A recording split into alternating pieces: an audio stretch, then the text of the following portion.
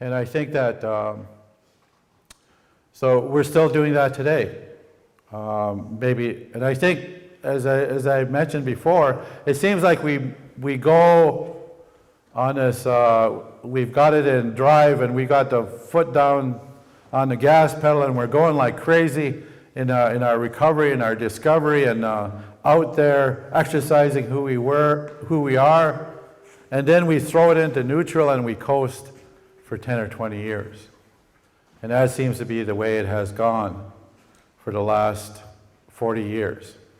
So how do we put our foot back on the gas? How do we put it back in the drive and keep moving? And that's really what we're talking about here, is that we're hoping, I mean, there's been discussion about among the leadership that they'll take this great law, do this recital this time, and they'll start having it every year in different communities. And the more they do that, the more the very essence of who we are as Haudenosaunee is going to be stronger and stronger every year if we continue to do that. But we have to, as a people, support that and make sure that it happens. So rediscovery and recovery of our culture is really key to decolonization. That's one of the very fundamental principles. From the creation story to our cultural history, of owning our own history, telling our own history, not listening to the white man's version of his discovery, because he didn't discover anything. You know, he didn't discover us. You know, we were here. We have our own history. So that's what we need to do. We need to create our own history. We need to be able to talk about our own history, and we need to look at our teachings right from the creation story on and start looking at what has that done for us, and how can we continue to infuse that into who we are today, into our everyday life. And that's critical. The second phase of this process is mourning our family histories. Being able to look back our path that we've traveled and the path that our families have traveled is to take a look at those and try to understand that and go through the mourning process of the loss. Like many of us, we've lost our language. That's a mourning. We have to mourn that loss. You know, was it our intent to lose the language? Well, some of us, it certainly wasn't. You know, but because of the residential school system, we lost the language. I remember having a discussion with my dad about this. I mean, he went to residential school, and he went right across there. You go over the hill over here, and you see that barn over there. That's the last symbol of that residential school that was situated at the Mount Algon Industrial School. And that's where my dad went. He was there for 10 years. He was imprisoned in there for 10 years. It's a prison. And they don't call them schools. They're residential school prisons. You know, and boarding school prisons. That's what they are. And they were beat. He was telling me all the times that of getting beat almost every day for speaking the language. And then he says, then I asked him when I was older, I says, well, why did you teach us the language? That's when all this story came out. He says, well, I didn't want you guys to get beaten. And you know, his way to defend us was not to teach us, so we wouldn't get beaten when we went to school. But that's a piece of a family history, of my family history, that I mourn that loss that I experienced. And that every one of our families have a piece of that history that we have to look at and examine and figure out how it's impacted us today. And certainly to me, I make every effort to learn the language, but my brain just doesn't seem to fit it. There's something going on yet that I need to get out of the way. And that's really being on that path of discovering what is the way of our learning. And that's what the chiefs were talking about when we had that early meeting. What's in the way in our brain? Because it's in our heads. It's in our life experience, it's in our family history that's in our way of learning who we are, of learning our teachings. And that's what we need to unscramble, figure it out, and get it out of the way. And a piece of it is mourning our family histories, mourning our experiences. And we have great teachings around that. You know, that come out of the Great Law as well.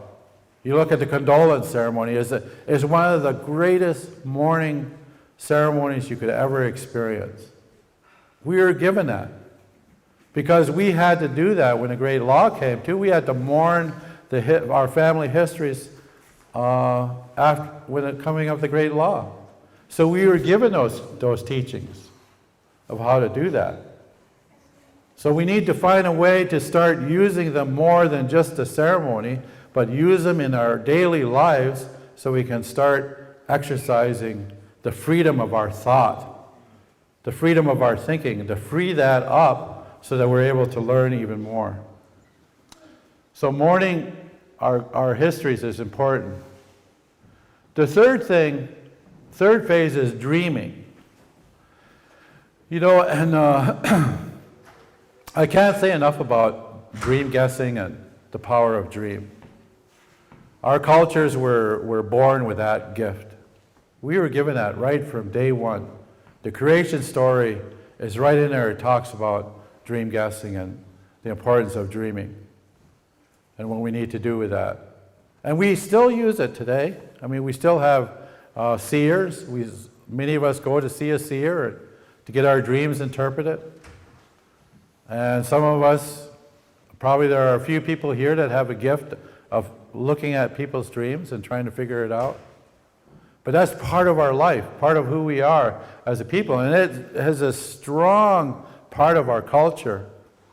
You know, I always say that our medicine day that we have here at our midwinter ceremonies is a part of that dream. It's fulfilling our dreams as a people, whether it's becoming a part of a medicine society or the strengthening of that medicine for ourselves. That's part of it. And that strengthens who we are as an individual.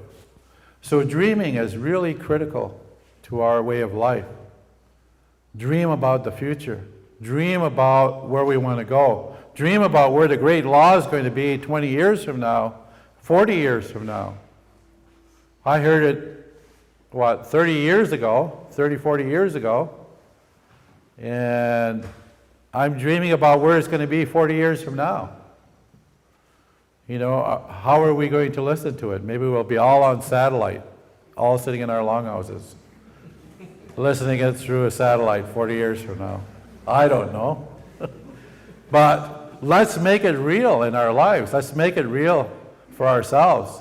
Let's really make it real for the next generation. That's what we have to do. So dreaming is critical. I can't say enough about it. I think that there's been lots of studies about it. When you look at, I was trying to remember Wallace's writing, Death and Rebirth of the Senecas. When you look at what he did, he talked about it. He looked at the Jesuits' discussion about our dreaming. And we had, and in their discussion, they said we had a far more advanced understanding of human psychology than even they did. And this was in the 1600s, the 1700s. We understood psychology. We understood how our mind worked. We understood how dreams interacted with our minds. And we understood how our thinking created behavior and how that behavior connected with other people. So we understood all of that stuff. And somehow we just stopped depending on our thinking around it. And that's a part of the invasion. The invasion got in the way, the colonization got in the way of our thinking. And we've got to learn to trust our own thinking again. The fourth phase is being committed to change. We have to make that commitment to each other. We need to change. We need to grow. We need to be enlighten ourselves as a Haudenosaunee, as a confederacy.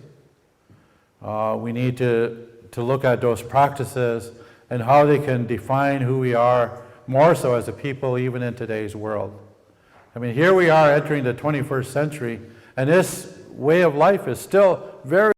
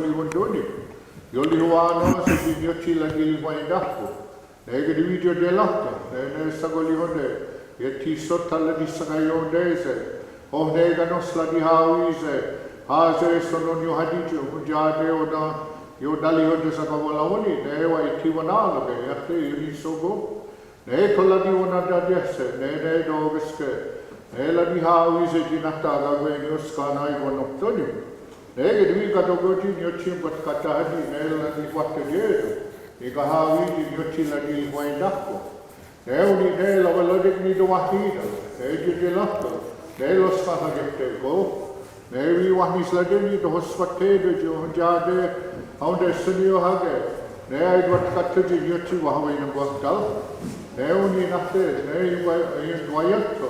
Onjo gon wayonga ne he soane bilo yo nofsla. Ne ai koni haga budon nizani ki wagante. Ne ga divilo twinis ki yo nofslo. Ne do geskeva ga gwen yuskano with one of twenty. Ne gwasunde gekka itina do. Ne vi agon laoni ne lo done gwasotsla. Yago gwenioni ne do kniole ne di ago swatedo ji unjane ono do da yoga. Da ne gidido geske ne vi ago yo da suana ji ago yo da floda. Ne ago go ago la da ago no tadi. Ne ji ni chi yo da you don't have to do hadi ji unjat. Ne sugun ji baksada. Ne ago sa hodi da hadi ne vi au na sadets la yetino la. Ne ondo ne hago ago la da coalition. Neji nyochi atu zahodi na hadi waksa. Neo ni suguni yumbali wa soho na lenon wani wakte jete. Negi humsunu ni gali wa ina kwani. Neo na yanga hewe nahta wani wakte jete yumbali wa su. Ta negi ni suguni neto nyochi wat kata hadi. Neo ni wakte jete doji nyochi ali wa ina ku. Neo ni nedo geska dobani saade. Tio di stok pa loji kalong yatadi.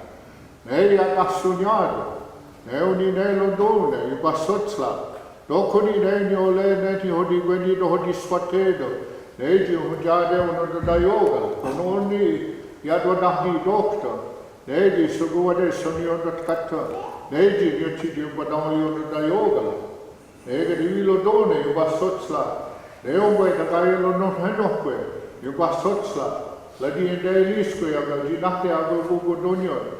Noksti ni gahawi oksada, wi o don toni o likwage. Noksti sugugi upayo da itina helado. Ne di yochi la di liwaindaku. Ne tonayo tahage la di nigonla. Ohondo ngwawa ni badakni sele de yondi. Ta ne uni ne do geske robani sade. Ti di sungai laza sungai adiso. Ne wi do geske ne bono sahada de donyo.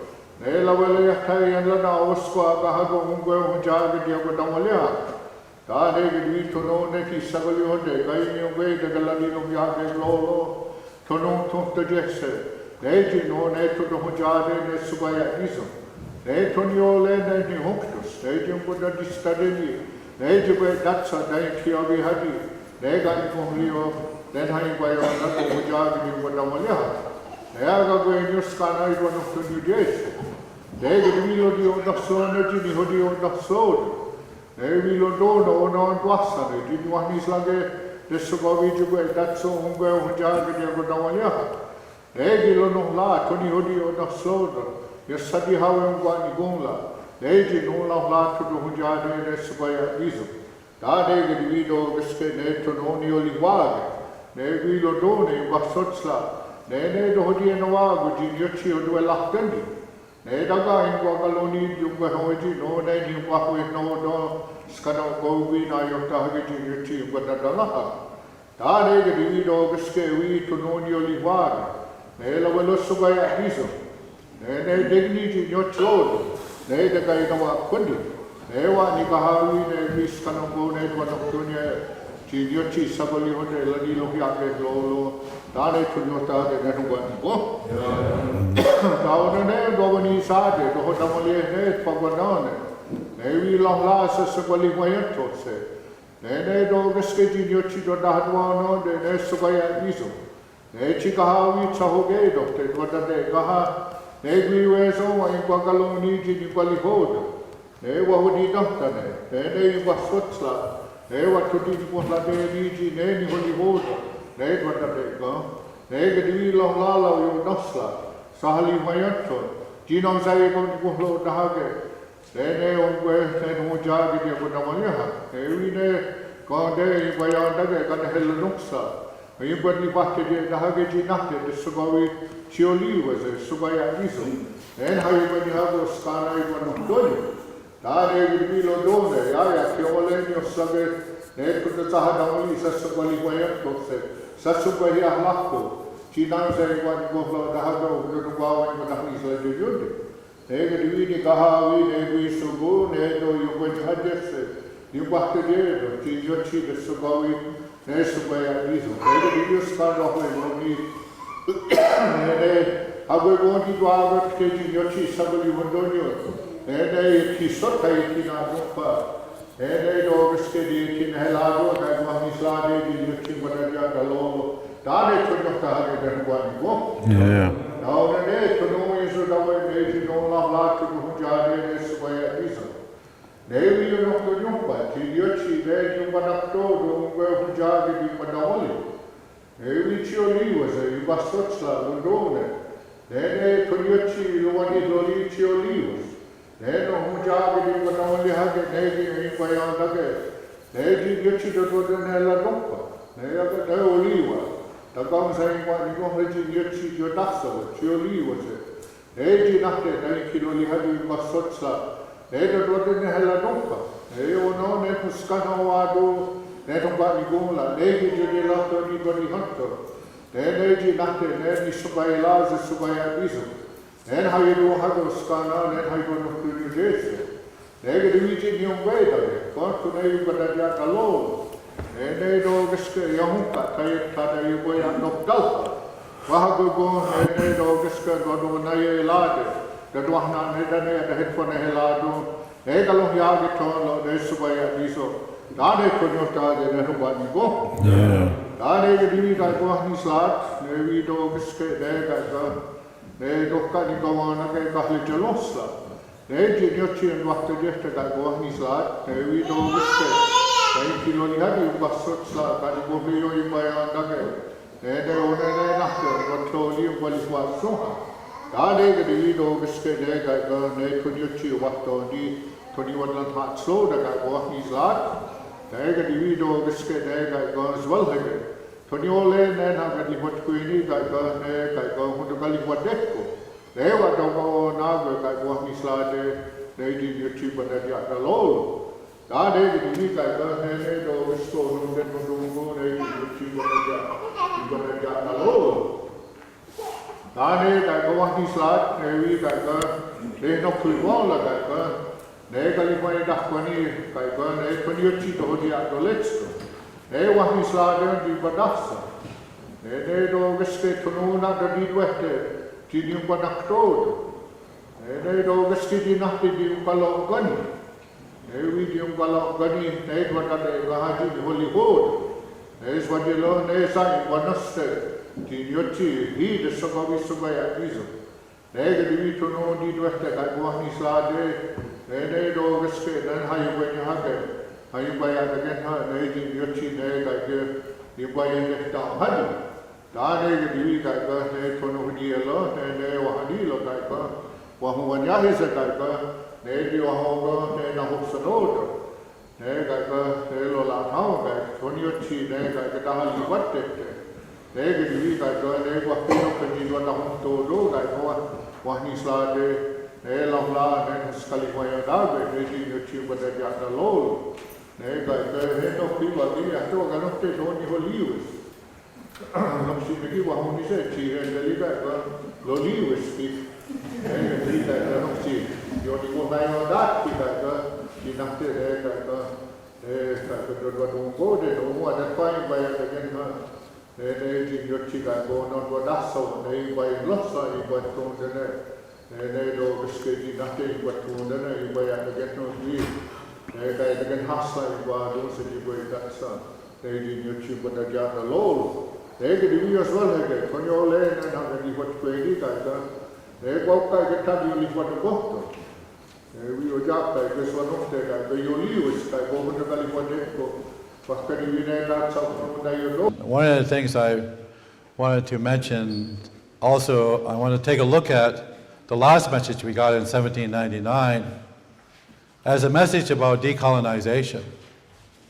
If we looked at it from that perspective, I think it really changes our view of it. I know that there's a lot of discussion and debate around Gaihuio and what it means and the interpretations, translations, all of that.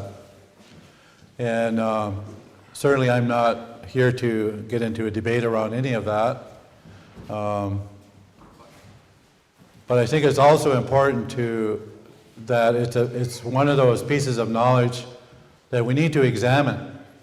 And if some of you had get a chance to read Parker's version, there is a story in there that I think is really important, that really talks about decolonization and how we view the invasion. And it was a story that was translated from one of the speakers of that time, whose name was Edward Cornplanter.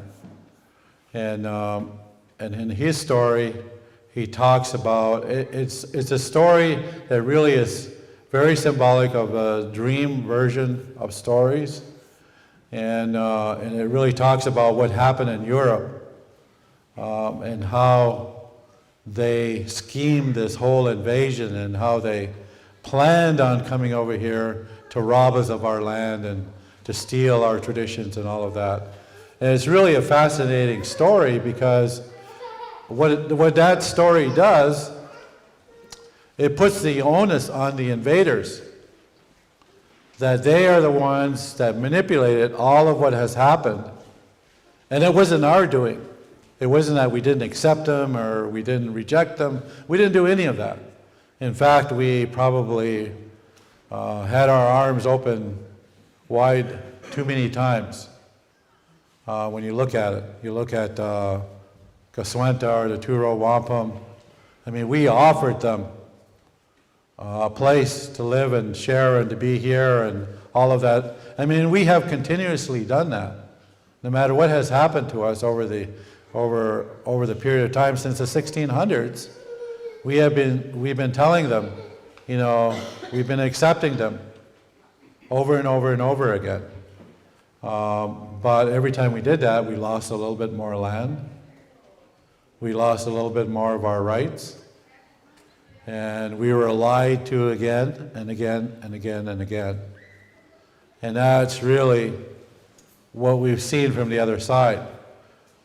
And so I'm not really a strong advocate of treaties. As one guy told me once, he says, treaties are basically agreements with thieves.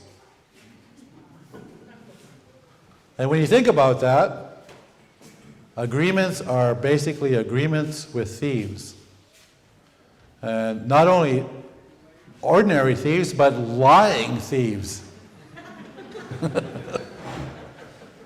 And when you think about it, treaties, and although, you know, in our own way of thinking, a lot of our people believe that treaties are very important documents. You know, we all know them all, like Canandaigua Treaty, Fort Stanwix, you know, on, Fort Harmer, you know, Fort Albany, 1701, you know, we go on and on. I mean, we can, Kaswenta, Turo Wampum, you know, show me anybody who's followed the Turo Wampum besides us. We've been staying in a canoe far too much, I think, in the Turo Wampum. We need to jump in the other ship and kick their butt, I think. You know, when you look at it, I mean, we've been pretty faithful to our agreements. There's no question of that. But I find that treaties are instruments of colonization.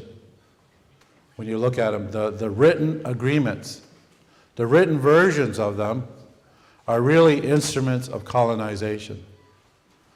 And they are, from 1701 on up, you see the gradual stealing of our land with each instrument right up to 1794, and then the state treaties, which were god-awful, just stone thefts of our land.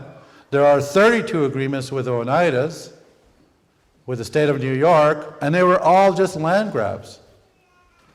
You know, and when you take a look at all of that history, why do we stand around and have faith in treaties? And why do we stand around and think about them for a long time? I mean, we have discussions about it. I've sat in council meetings where we've had long discussions about Article 6 or Article 7 of the Canandaigua Treaty. You know, and but yet it's an instrument of colonization. You know, so I think we need to remember that. So when I look at Gaiwio, I think about it as instructing us how to think about decolonization. That's what it's telling me. We are given our own version of the teaching of this invasion. And what was the intent of that invasion? Through the vision of Handsome Lake. And we were instructed what we had to do in order to survive. And that's what we've been doing since that time. In those teachings, and I remember that story I was telling you about Edward Cornplanter. He was telling the story about this bag of tools. This bag of stuff that he gave this guy. He said, I want you to take this over to that new world, and I want you to use that to conquer those people. And what was in that bag? You know, and these are some of the things that was in there. One was a bottle of alcohol. There was a Bible in there.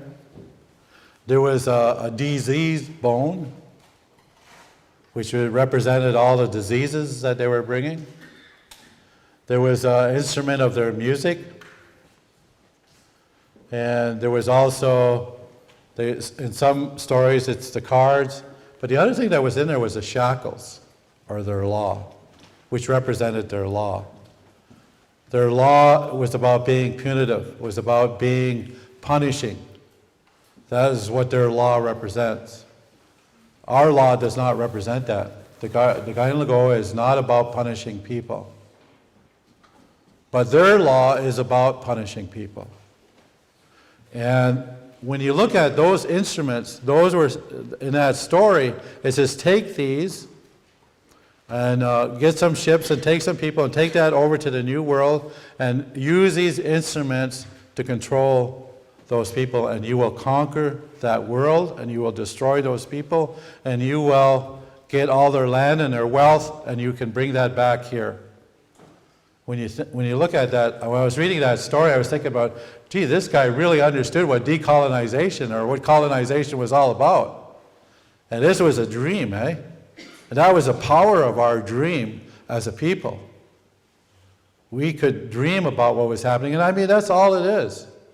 We knew this stuff. We knew what was going to happen to us, and here it was. Here was the instruments of colonization. And you look at each one of those instruments, all of them are used in a way to manipulate our world, and are still being used today. You know, I mean, we see evidence all the time today of those. The other thing that we were told, most of those instruments are around changing your mind. That's what they were. To busy your mind in doing something else, so that you take your attention away from your own teachings. So that was one of the reasons why they spoke strongly about listening to their music, was because if you listen to their music, you're not listening to your own music. And your own music is about being who you are. And it's about being thankful, and it's about always acknowledging your relationship to the universe through our music. But their music takes our attention away from that. That's just an example of what's in the way of our teachings. You know, I mean, I've heard people say that even when you look at the amount of time that we all spend in front of the television, takes us away from our teachings. We all probably spend at least 2, 4, 6, 8 hours in front of the TV. You know, and the more time we're spending in front of that, the less time we're learning our teachings. It's that simple. That's what's colonizing us, is a TV. And over again, I bet you many of you can probably sing a lot of the commercials that are on TV than your own songs. You know, and that's how it gets into our heads. And so the more of that invades our minds, the less room there is for our own teachings. Or at least there is more room there, we just got to learn how to use it.